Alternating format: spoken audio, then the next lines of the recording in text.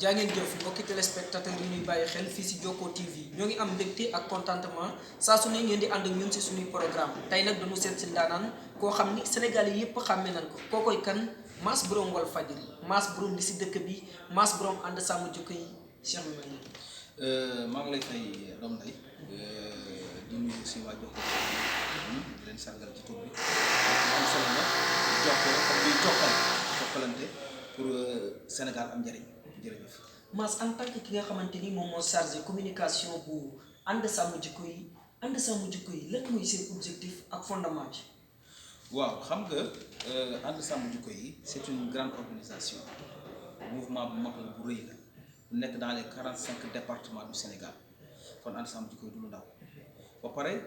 dajale plus de 150 associations yooyu ñu gis ci jullit yi gis suñu mbokk chrétien yi gis ci waa Bois Sacré gis ci ñeneen ñi nga xamante ni sax gëmuñu dara kon ànd sàmm jikko yi dafa nekk mouvement boo xamante ne Sénégal moo ko tax a jóg mais pour la restauration des valeurs cardinales lépp loo xamante ne valeur la mag ñi bàyyi ko fi muy lu baax diina nangu ko ànd sàmm jikko yi di xeex ngir ñoŋal dundu askanu Sénégal. Mass coow li bari na si ànd sàmm jikko yi ñoo ngi wax naan góor jigéen kese lay xeex. naka loo leen di toll. waaw xam nga loolu mooy ñàkk xam ànd sàmm jikko yi parce que ànd sàmm jikko yi bu ñu njëkk a xeex ñu ko tuddee woon xaw ma association de la contre la franc-maçonnerie ak yooyu ci yooyu lañ njëkkee ñoom Abdou Karim Gueye ñenn ñoom Babacar Mbow ñooñu nekk ci membre fondateur yi Cheikh Omar Diagne ñu nekkoon ci membre fondateur yi muy ànd sàmm jikko yi yàgg xeex ñi bëri xamul sax Jamra sax ànd sàmm jikko la bokk. Jamra bi Mamatar Gueye ci ànd sàmm jikko la bokk. dafa mel ni seen programme bi ngeen mujj a def teewoon na fa. waaw parce que des fois mu am lu Jamra yi dox ànd sàmm jikko yi la koy doxal waaw pour wane ne amul séparation li ñi wax nag ne ànd sàmm jikko yi day xeex góor jigéen rek déedéet ànd sàmm jikko yi lépp loo xamante ne valeur la da koy xeex ndax nee naa la suñu mag ñi avant diine di fi ñëw dafa amoon ay valeur ay ceddo lañu woon mais amoon na ay valeur yu Sénégal amoon muy ngor muy ngarmi muy fulla muy jomb yooyu amoon na Sénégal bi diine ñëwee nag dafa dëggal yooyu kon je pense que ne tey jii xeexam góor jigéen nag dafa dépassé ñaari góor jigéen ñu nekk ci mbedd mi di calawee ka xóotaat non da ko dépassé ñu bëri dañ jàpp ne xeexu góor jigéen la nag non dafa dépassé loolu maanaam booy xool tey jii agenda boobu dafa am ci lu mu tënku dafa bokk ci ay charte ak yu ratifié signé ko bokk na ci accord de Maputo yi bokk na ci Nations Unies ñooñu tey jii ñoo bëgg ci nouvel ordre mondial imposer àdduna mbirum borom ñaari tur yi est-ce que comprendre nga te li gën a garaaw nag mooy daf leen jaral lu ne waaw dama koy faral di wax nee naa xar mu góor sax xar mu jigéen lay wër fas wu góor fas wu jigéen lay wër xaj yi sax nangoo ñu góor a góor di sëy ñun ay doomi aadama représentant de Dieu sur terre ñu ne góor ak góor war nañoo daganal góor séq mboroomu góoram li gën a garaaw yéen jeunesse bi yéen a ngi sol ay marques yoo xamante ne góor jigéen la te xamoo leen ko DG mooy Dolce and Gabbana histoire ñaari góor jigéen ñu bëggante lu ba takkante si ànday waaw Dolce and Gabbana bu ñëwee ci marque bi ngeen gis benn marque bu tudd A-Style marque boobu A ngay gis mais góor ngeen baal ma góor bu juutal góor la te xale yaa ngi koy sol muy A-Style est-ce que comprendre nga panneau day ji da ngay dox Sénégal gis benn panneau publicitaire ñu def fi drapeau LGBT góor jigéen xam nga tax mu garaaw lobby la bu ànd ak franc-maçon bu ànd ak ñu gën a puissant ci àdduna. Mass si foofu laay ñëwee sax gis nañu keroog bi ngeen defee seen programme bi. Karim daal ni dañ ko topp ñu dem buntu RTS pour taali drapeau bi. mais avant ñu yegg si foofu fekk nañu ñu wàccee foofu force de l'ordre bi. waaw xam nga Macky Sall bu ko invité en 2015 dafa toog ITV Macky Sall ko wax président de la République du Sénégal mu ne góor jigéen ñi am nañu Sénégal te amuñu problème ak état nee na moom Macky Sall góor jigéen ñi amuñu problème ak moom amuñu problème ak gouvernement. maanaam yow noo ko gisee foofu. waaw mais dafa bëgg wax ni légaliser Sénégal góor jigéen amuñu problème Sénégal maanaam kenn xañu leen ak yelleef ça veut dire que góor jigéen am na ay droit Sénégal bu leen neexee manifester bu leen neexee def nangam waaye nag xaw ma ndax am nañu problème ak sama askan léegi ànd sàmm jikko yi bu jugee di defa di xeex loolu président Macky Sall lay jàppale parce que ànd sàmm jikko président Macky Sall lay jàppale pour wane na ñun kay président dina am lay bu demee Nations Unies bu demee ci yeneen kii ne leen man kat yéen ngeen ma sant def naa ko waaye sama askan bëgguñ góor jigéen lu sëñ Mountakha bañ signé pétition sëñ Mbaye Sy Mansour moom foo ko fekk discours am bu mu wax boole ci mbirum góor jigéen ministère de l'intérieur toog na Aly Ngouille Ndiaye mu wax ko ne ko mbirum góor jigéen laa bëgg mu dakk sëñ Mahi Niass kilifa diine yu mag yooyu muy Laayeen muy Njaasaan suñu mbokk chrétiens yi bañ góor jigéen mais ñii ñooy ñan ba ñu ne par force góor jigéen moo war a am Sénégal récépissé nga baal ma récépissé yi ngay gis tey ji association góor jigéen yor ko kan moo leen ko jox mais ministère de l'intérieur moo jël récépissé yi moo jox góor jigéen yi bu ñu taxawee naan góor jigéen du fa mës a am te agenda baa ngi daw est-ce que xam nga ne tey ji góor jigéen bu feebar bu demee hôpital yenn hôpital yi day faju du fay dara xam nga loolu dama toog en 2015 ki nga xamante ne mooy borom Amnesty Sidi Gassama ñu toog di waxtaan bureau bi 2015 mu ne ma Mass da ngeen tardé yéen ngi wax góor jigéen waaye góor jigéen xam nga lu ñuy laaj pour poste de santé yi ne ci koñ yi ñu leen fay bàyyi lubrifiant pour yombal seen sëy kon xam ngeen la situation moom romb na ñun li ñuy wax ak ñoom li ñuy wax beneen la ñoom dañu bëgg téye àdduna mais président nag nee na tànk maa ngi fi du am ñun laaju ko tànk mi ngi fi dañ ne ko lii criminaliser la mais vol de bétail sàccum xar gi jur gi président da ko criminaliser bu baax drogue bi dañ ko criminaliser féministes yi bu ñu jógee ne ñu ngi siife góor yi nangam ñu ngi nangam viol mais ñu criminaliser ko waaye ngóor jigéen léegi li ci gën a doy waar mooy gisoo benn homme politique de ñëwuñ ko de ku assumé comme li Ousmane Sonko def taxaw ne su ma faloo loi bii laay njëkk criminaliser mooy mbirum góor jigéen bëriwul ñu ko ñeme parce que dafa am ay enjeux internationaux. dafa am Mass si enjeux yooyu laay jëm est-ce que mos ngeen jot ay menaces dafa mel ni ñuy xeex góor jigéen ñi à chaque instant dañuy dégg ñoo ngi leen di menacer est-ce que mos nga jot ay menaces. matul une semaine. ñu menace. lesbienne woo ma Mass ma ne ak ko nëbbatu lesbienne woo ma Mass nangam saaga ba doyal. mu ngi Sénégal wala. beneen dama lay jox ci menace. oto 4x4 bu ma dab loolu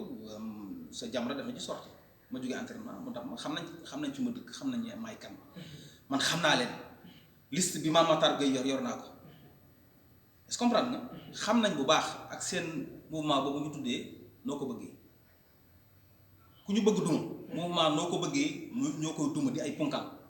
yor seen oto di duma nit ñi est-ce que comprendre nga kon nag nañu bàyyi xel ne ñii lu mu leen jaral gis nga borom caq ki yor caq bi ñu bëggoon na ko ci moom lu mu jaral borom baat neen war na ko borom caq gi mu tëye caq bi maanaam dafa am loo xam ne Mass foofu noonu nan fi taxaw tuuti. bi ñu ñëwee ba dab la naka nga jëflante ak ñoom ak yan kàddu ngeen jot a changé. xam nga lu la bett mën la. bien que sama copain journaliste nee na tàppet la ndax damaa war a ndaw mais leen d'accord parce que bu situation ñëwee da ngay ànd ak dal boo fekk mu jógee entraînement ñu dab ma ci ruq boo xamante ne bu doy waar def naa plainte bi ak yooyu yëpp dab ma ci ruq bi taxaw gars yi waa ji wàcce kii yi taxaw na bis boo waxatee ci mbirum góor jigéen ñu nangam taal gars yi ñaa ngi sax ci oto bi pour man dañ may dugal ci oto bi sax. est-ce que xam non xam nga ki ma ko gis moom su ko gisee daa ko xam ki doon dawal kii wax ak man mais ñi des yëpp dañoo sol ay kagu ci biir ci ginnaaw oto bi mais affaire bi matul une minute ñu départ ba ñu déparé oto bi ci boppam ak ni ma leen xamee xam naa ne ñii mën nañoo départ waaye am nañu seen ginnaaw mais bi ñu déparé oto bi amul matricule man noonu laa duggee sama koñ pour ma dem sama kër jaar ci beneen koñ wëri lu yàgg soo ko dugg sama kër mais loolu day xam ne tey jii képp ku xeex góor jigéen pare Babacar boobu dégg nga liñ ko waxal créer ko histoire naan moom nangam yu doy waar mu mënu nettali fi ci biir ànd sàmm jukki am na ñu traité ne ay góor jigéen lañu maanaam ku képp kuy xeex boobu xamal ne tey jii mën nga teg tuuma bu ne waaw mais nag liñ ci bëgg mooy tout le temps nag li gars yi di wax rek nous sommes pas des saints waaw dañu gënuñu fi kenn dañu ay nit lañ dañuy juum waaye nag lii ñëpp ko war a xeex lu ñu war a xeex la suñu jigéen yaa ngi ne bëgg am jëkkër ñu am jëkkër. chaque jour jigéen ñi kaas keneen. léegi lesbienne nëbbatuutuñ ay lesbienne. Mass lesbienne bi la woowoon. di la menacé boo mu mënee may tuuti rek yan kàddu la jot a wax. xam nga tey jii mun maa toog fi nettal samay saaga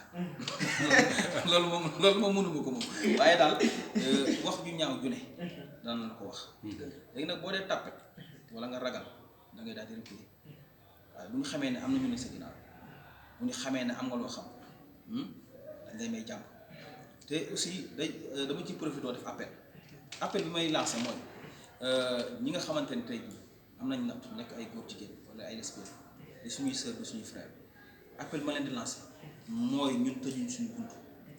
muy Jamra ànd sàmm jikko yi tëjul ay buntam ni ngeen ñëw ngeen tuub xam ne lii baaxul bu dee jigéen ñëwal ci sutura am na ñu ñëw am na ñu jóge si li nu nekkoon leer laa la wax wolof laay làkk am na ñu ñëw ñu waxtaan ak ñoom ba léegi ñu ngi nii am nañ jëkkër ñu ngi ci leneen. Mass plainte bi fu mu mujjee. waaw plainte bi mujjul fenn parce que xam nañ Sénégal fu ñu nangam boo ma plainte Jamra wax ci man maa ngi sama liggéey waaw gis naa nag ne ñu ngi ma doon topp je croyais que c'est la police di xool di saytu ba xam waaw mais li ci am importance rek mooy pour wax ne combat ñëpp la tey Mass lañ menacé ëllëg dañuy menacé Pape Ndiaye baa ñu menacé keneen baa ñu menacé keneen kon li am solo mooy nañ ñaan yàlla lii ñuy xeex yàlla may ñu ci ndam mais li ñu koy may moo ñu ànd doon benn gis naa temps yi attaque ku nekk génn ànd sàmm ji koy lii ànd sàmm ji koy lii coow li moom bëri na lan moo ko jar c'est parce que ànd sàmm ji koy est devenu une réalité au Sénégal fii ku takkee nu tama ñu tëggee na ni tam ñu tëggee la loolu la gaa yi wax. waaw mais loolu moo lay wan ne tey dafa jot tey Sénégal ñëpp xam ne ànd sàmm jikko yi seen mbir la te ànd sàmm jikko yi dafa war dem assemblée nationale. Mass bu ñu jógee foofu. débat boobu amoon na solo trop dañuy dugg si beneen débat. côté bi nga xamante ni moom mooy diggante Adji Sonko. gis nañu ki nga xamante ni moom mooy Adji Sarr génn na def déclaration génn na def ay photo shooting gars yi di ko posté waat si réseaux sociaux yi. dem na ba RFI wax fa. procès bi ñoo ngi koy doon topp démb yaakaar naa la Ndeye Khady wuyu ji woon su ma juumalee tey la borom këram war a wuyu ji. ok procès bi nekk procès bu lëjal Sénégal yi. ok xam nga nag dafa am réserve mën naa cee wax waaye am na foo xam mënuma cee dugg ndax taskatu xibaar dafa am lu bëri loo xamante ni mënu koo wax ci métier bi waaw waaye mën nañ cee jàngat bu ndaw dafa am loo xamante ni tey jii yenuwul maanaam mbirum viol bu ñuy jiiñ Ousmane Sonko Adji Sarr boo ko dégg mooy xam ne viol amul procès verbal bi ñëpp liir nañ ko on ne s'agit pas de viol bu Adji Sarr demee ba toog naan seq naam na waat ndax mosuñoo seq dara mais ñun laajuñ seq ak ñàkk seq ñaata viol ñoo am Sénégal pour lan dossier viol bi rek bëgg taal réewu Sénégal 14 personnes ñàkk ci seen bakkan te ba léegi enquête amul Adji Sarr ban maa xamal a am ba ñun ñi mënuñ koo jot ma préciser nag Adji Sarr c'est une citoyenne sénégalaise droit bi Adji Sarr am ci réew mi droit boobu la Ousmane Sonko am ci réew mi te man dama naan Adji Sarr dama ko yërëm. pourquoi xam nga tax ma yërëm ko jigéen la bu ñu utiliser jël ko utiliser ko ma koy xoolee sama rakk bu jigéen mëntul gis baayam mëntul gis ndayam fu mu dem bii ba koy garder ñu koy wax loo ay wax Adji Sarr dañ ko war a libérer mu mel ni comme yeneen xale jigéen ñi. wax na sax ni dafa bëgg génn Sénégal. xam nga gis nga sortie Adji Sarr boobu c'est une sortie maladroite parce que dossier bu nekk ci yoon en instruction te Adji Sarr am na droit génn Ousmane Sonko amul droit génn wax ci comme Adji Sarr amul droit génn wax ci parce que dafa nekk dossier bu nekk ci yoon léegi nag Adji Sarr naka la def ba jot ci Le Monde te Walfadjri mënul jot ci Adji Sarr Sen TV mënul jot ci Adji Sarr yeneen chaîne yi 2S ak TFM mënuñoo ci Adji Sarr dem Le Monde RFI ñu ko fay dégg mais attention loolu ko ci ku yaakaar ne caaxaan la yaa ngi nax sa bopp lu garaaw laa lay wax naa ko sànq dama invité Abdou Mbarka Bara Dolly pour bañ a waxee sama xalaat may waxee xalaatam mu ne France moo nekk ci ginnaaw dossier Ousmane Sonko Adji Sarr France waaw ndax da nga gis Ousmane Sonko ba mu falu nekk maire de Ziguinchor jël ay décisions yu am solo dindi mbedd tubaab yëpp te teg ci tuddee ko suñuy mbedd mag ñi nga xam ne liggéey nañu Sénégal une semaine après sama Adji Sarr def ñuy dégg Adji Sarr Jeune Afrique il faut arrêter il faut pas ñu jàppee nit ñi ay dof gis nga dossier bii li ñu bëgg mooy dañu bëgg àtte mais président Ousmane Sonko moom moo gën a nekk prisonnier mënta tukki mënta dem fenn moom ci boppam moo gën a bëgg ñu àtte ko mais àtte bi nañ ko teg ci yoon gis nga aussi Ndeye Khady bii ñuy auditionné mu nekk jigéen yoo xamante ne bon li ma jot a dégg ci moom ak la mu wax la mu waxoon démb la wax tey seetal na Ousmane Sonko est-ce que comprendre mu mel na sax ma ngi wax naan am na ñu nekk si ginnaaw di ko jox xaalis bu bare démb ba ko woowee. xam nga loolu wax na ko. proposé nañ ko 40 millions ak yeneen avantage mu lànk waaye ki lay proposé 40 millions li mu ci jublu mooy moo tax ñi naan complot amul dañoo xamul ah benn waaye nee na Ousmane Sonko la ko fa yóbbu mais bu ko fa boppam yóbboo nag gis nga Sénégal nañuy joxe information dama koy wax yéen sur internet yi ak ñeneen ñuy liggéey nañ joxe information Guy Marius Sagna ëmbal na diw ak Sonko maase nañu ko mais nañu wax Guy Marius Sagna li muy defal askanu Sénégal di taxaw baykat di fa taxawal nappkat yi loolu information mais tout le temps information mooy diw fase na jabar diw ëmbal na diw nangam loolu du information nañu bañ a dem ci médiocrité parce que aussi aspect boobu mi ngi yàq Sénégal mooy culture de la médiocrité te dossier Ousmane Sonko Adji Sarr bii man jàpp naa ne bu dakkul buñ ko attewul ci yoon mën na taal réewu Sénégal ñu ngi jëm ci koor Ousmane Sonko ñu ko convoqué ci diggu koor est-ce que comprendre na yaakaar naa ne convocation Ousmane Sonko boobu am na convocation yu ci jiitu waa ji sant Mbaye bokkoon ci dil bi nañ ko woo Ahmed Mbaye nañ ko woo am na ñeneen ñoo xamante ne ñu ngi ci ginnaaw dil bi pour bañ a tudd tur xam nañ ne ngeen woo mu mel ne avocat du peuple maître El Hadji Diouf bàyyiwul benn yoon mu sedd ba gis nañu keroog bi ñu invité Sonko si kër gi bu ñu xëyee moom it génnal ne def déclaration. bu ne wax na xam nga dafa ma ni Sonko mooy président Sénégal Macky Sall di opposant ngeen baal ma reetaan lu na mais loolu la parce que da nga gis Ousmane Sonko saa yu génnee wax appareil bi gën a fort ci état Sénégal day génn Mimi Touré dafa génn keroog def réplique ci biir réplique bi nga dégg ko naan ko kii bi président mi ngi nii discours président nangam c'est honteux Ousmane Sonko jiitewul réew mi bu ñu demee bay interpeller Ousmane Sonko ci problème bu Casamance mais Ousmane Sonko faluñu ko Macky Sall mooy suñu président réew kon nag dafa mën ni tey jii te li gën a garaaw Ousmane Sonko dafa falu dem Ziguinchor ñu naan temps yi Sénégal am na jàmm Ousmane Sonko am na liggéey Sénégal am na jàmm. mais dafa mel ne Casamance. mais bi mu waxee fan yii nii xaw na yëngu fan yii nii dafa mel ne xeex bi yënguwaat na ba ñi nga xamante ni ñoom ñoo yore suñu kaaraange nangu foofu ay place yu bari ñaari place yi pour doole foofu. xam nga man sama décision du ma wax ci Casamance sama décision personnelle du ma ci wax am na lu ma ci xam comme ñëpp mais du ma ci wax parce que sujet la boo xamante ne bu ñu ko mayul ak di ko gis nga dafa am ñuy dund ci dossier bi dañ ci dund jël rebelle jox ko passeport diplomatique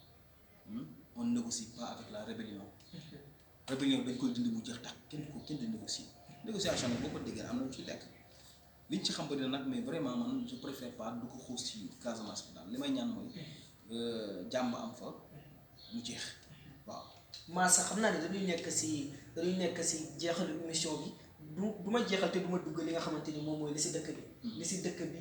Sénégal yi koy suivre bari na trop est-ce que parfois di nga jot nga invité ku si mel ne benn sëriñ wala nga jékki saa jot ay messages yoo xam ne du la neex sëriñ yi di la menacer ni ma ko mënee wax entre nous. waaw xam nga ndeysaan Sidy Lamine Niass dafa nekk jëmm joo xamante ne ngeen baal ma jëmm ji kii. le père du peuple. kii mooy Sidy Lamine Niass waaw boo nekkee ak moom dafa am lu bëri looy jàng man am naa chance toog ak moom ci bureau ba tey ñu waxtaan Sidy boo toogee ak moom ci bureau nga génn boo jàkkaarloo gaynde da koy tëj maanaam dañ na wax ci yow loo xamante ne yow fi nga toog. ci ngay xam ne yow dara warulaa të est-ce que comprendre dama nekkoon fii jóge fi 2013 ba 2016 2016 bi jóge fi ma nekkoon dem Sen TV saa ngi dégg mais Walf mooy sama kër liberté bi am Walfadjri amul fenn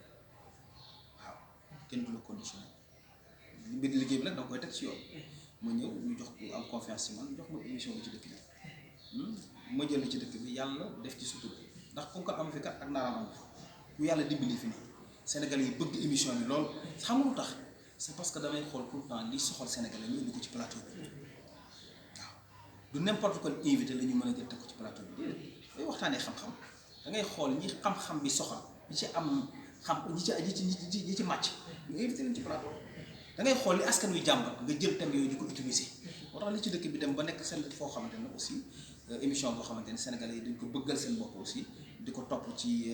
chaque lundi à partir de 22h30 mu nekk émission boo xamante ni vraiment aussi Sénégalais yi ñaax nañu ci lu bëri waaw parce que bu ñu defee meilleur homme de média 2021 Jamra aussi def ñu meilleur animateur télé je pense que loolu macha allah maanaam ñaax bu rëy la waaw aussi te ñu ngi ñaan aussi ñeneen ñi topp ci loolu ndax aussi mbir yi kenn moomu ko de waaye da ciy baax nga jàng communication boo ci nekkee boo jàngul jaar ca l'école yi fexeel ba jàng ci nit ki nag aussi ne la yore sa kër war na la mën a formation bu dëgër ba boo génnee ñàngam tubaab boo ca teg xam na yu waxe waaw mooy savoir faire savoir parler xam ki nga war a waxee foo war a waxee ba léegi dañ ma rek ci damay def émission pare Moustapha Diop boobu ma jël téléphone tey defoo fi dara lu baax te boobaa ñu naa ma toj nga fi maas toj nga fi Moustapha boobu ma ne ma foofu tu n'as rien de bon ma ne ko noonu Moustapha nangam ba xëy peer woo mais maas li nga wax dem foo ko teg li nga wax noonu nangam ma xam ne attention métier bi du caaxaan attention li nga yor nii du caaxaan de balaa nga xam du caaxaan nga taxaw ne Macky nangam la dafa mel ni bis doo fanaan xamul tax lii mën nga ci wax lu defar réew mën nga ci wax lu taal réew lii ñu yor ni micro bi nattu la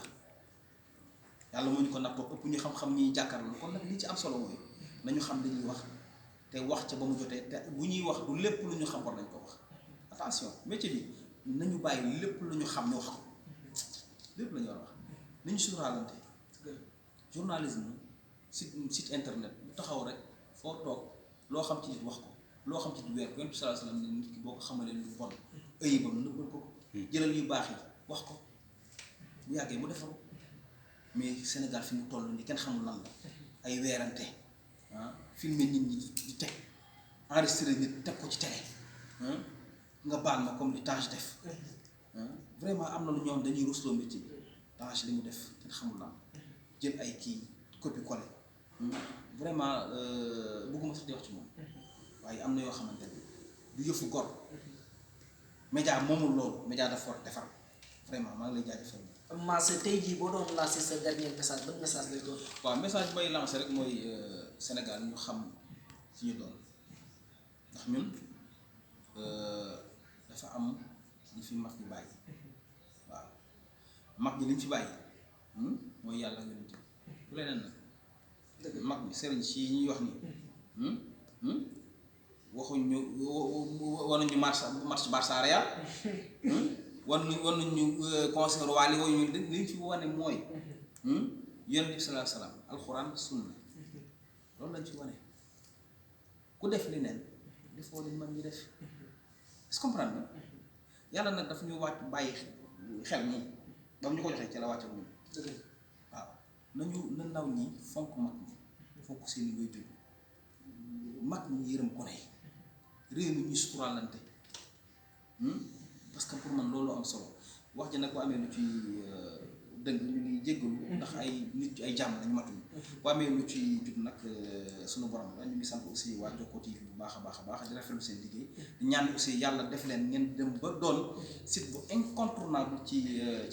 média bi te li koy may mooy gëm sa bopp rek incha allah jërëjëf. jaa ngeen jëf mbokki téléspectateurs yi ñu doon bàyyi xel fii si Jokko TV gis ngeen tey ki ñu àndaloon moom mooy Mass Brom li si dëkk bi waaye Mass Brom Walfadjri maa ngi lay wax ni la émission yi nga def yëpp bi ma si gën a kontaan mooy bi nga invité yi ku si mel na ñoom oustaz Aliou Fall ñu doon wax si problème bu dëkk bi mbégte contentement la ki nga xamante ni moom moo nekkoon si caméra bi mooy Mbagane